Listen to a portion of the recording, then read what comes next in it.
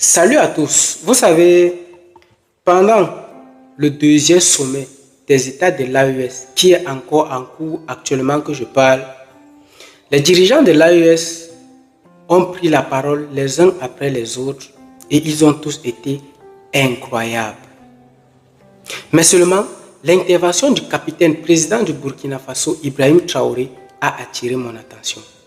Et l'objectif de cette vidéo, c'est de permettre que au moins les Africains qui me suivent et qui m'écoutent puissent comprendre le message codé et subtil que le capitaine Ibrahim Traoré essaie de transmettre au peuple africain.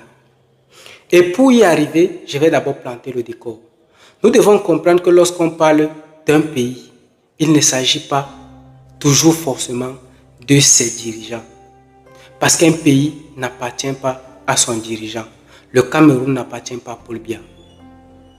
Le Togo n'appartient pas à Faure Gnassingbé. Le Bénin n'appartient pas à Patrice Talon. La Côte d'Ivoire n'appartient pas à Alassane Dramane Ouattara. Le Mali n'appartient pas à Assimi Goïta. Mais un pays appartient à ses fils et ses filles dans leur totalité. Les paysans, les agriculteurs, les hommes d'affaires, les businessmen, les commerçants. Et si une situation d'urgence se pose, nous devons tous nous sentir responsables. Dans l'intervention du capitaine président Ibrahim Traoré, il nous fait clairement comprendre qu'à partir du moment où ils ont créé la confédération de l'AES, les impérialistes, capitalistes, esclavagistes ont décidé et ont commencé à fomenter, à préparer et à organiser un chaos en Afrique. Mais c'est triste de constater qu'ils le manigancent avec un certain nombre d'Africains. En Afrique, pour la plupart, et à l'extérieur, pour un certain nombre. Généralement, ce sont les dirigeants tout d'abord. Les hommes en tenue. Certains hommes en tenue, bien sûr. Les activistes, les journalistes, les membres de la société civile. Bref, un certain nombre d'Africains qui auraient dû être utiles à ce combat souverainiste africain. Mais seulement conscient de la situation, des enjeux et de la circonstance, il nous rassure en nous faisant comprendre que les États de l'AES se préparent. Ils se préparent psychologiquement, moralement, financièrement, militairement et même spirituellement. Ils s'équipent autant qu'ils peuvent. Ils préparent leur population, leur gouvernement et leur armée autant qu'ils peuvent. Ils achètent les armes et produisent même certains autant qu'ils peuvent. Ils se préparent tellement qu'ils sont conscients du fait que s'il arrive que cette situation sombre se présente, il va y avoir tellement de victimes, tellement de désolation. Elle va être très sanglante. Et tous ces inconscients, ces perdus de la République, ces ignorants qui sont instrumentalisés, manipulés, vont réunir les conditions pour que ce malheur soit exclusivement entre les Africains.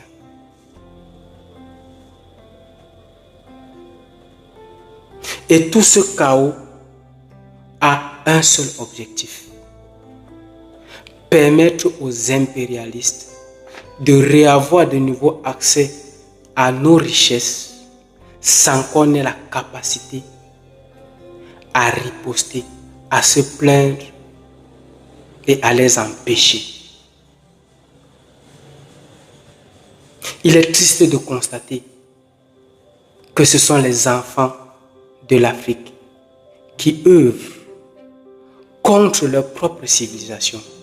C'est triste qu'on soit en arrivé là.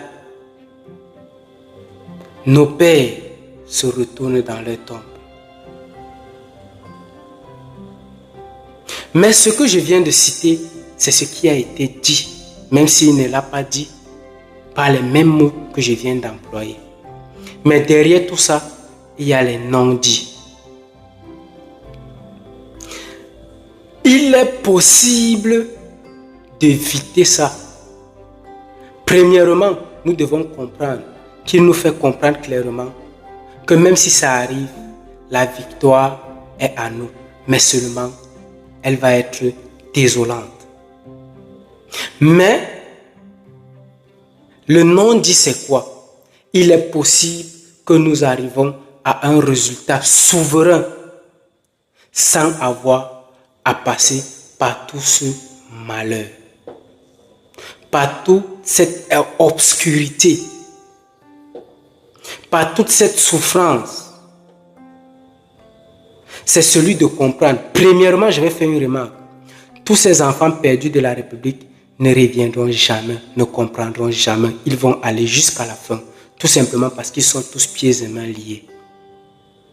Mais pour qu'on y arrive, il faut qu'on arrive à leur arracher tout le pouvoir qui leur permet d'agir comme ils le font et à les mettre hors état de nuit.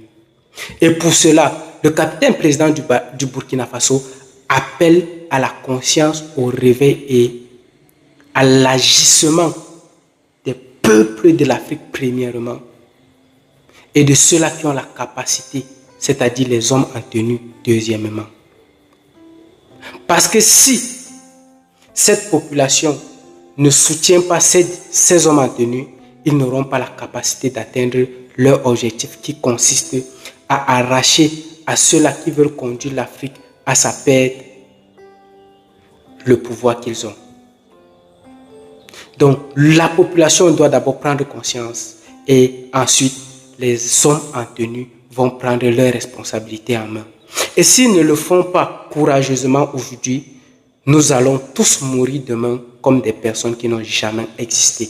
S'ils ne prennent pas leurs responsabilités en main, ils ne prennent pas de risques, ils n'agissent pas aujourd'hui dans la bravoure, dans la dignité et dans l'honneur, ils mourront tous dans la honte et dans la désolation.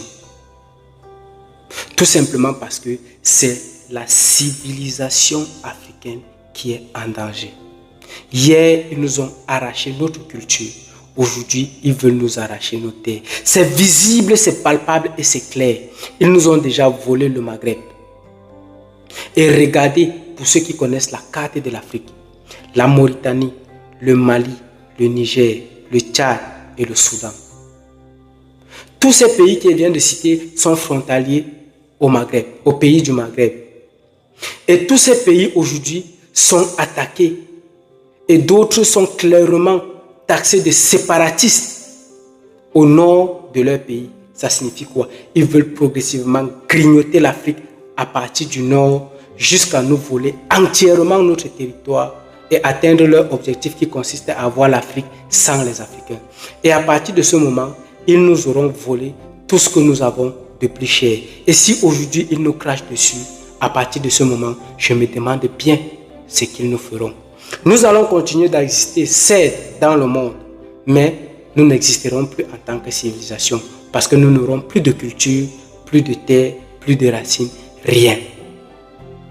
Et pour cette raison-là, Ibrahim Traoré appelle tous les Africains à prendre conscience, à se réveiller, à comprendre ce qui se passe, les enjeux, et à agir favorablement à ce combat souverainiste dont ils ont risqué toute leur vie, leur existence. Ils ont sacrifié tout ce qu'ils sont. Au fait, pour moi, ce n'est pas un sacrifice. C'est ça l'existence d'un homme. Exister, c'est donner un sens à tout ce qu'on est.